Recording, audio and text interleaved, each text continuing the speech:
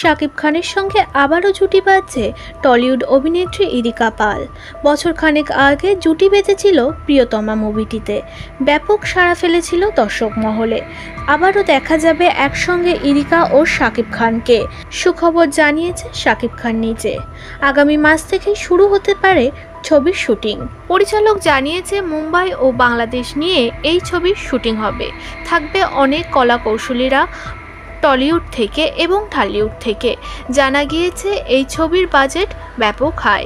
জানা যাচ্ছে এই ছবিতে অ্যাকশনপূর্ণ কিছু সিন দেখা যাবে। গত বছরই শাকিব খানের সঙ্গে কথা হয়েছে পরিচালকের বরবাদ ছবি নিয়ে, তখনই হ্যাঁ জানিয়েছিলেন নায়ক।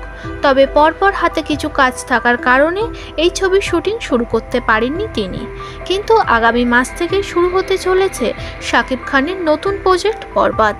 দুই বাংলায় সবকিছু ঠিক থাকলে, দেশের পরিস্থিতি স্থির থাকলে জানা যাচ্ছে ঈদেই মুক্তি পাবে শাকিব খান ও ইরিকা পালের নতুন ছবি বরবাদ।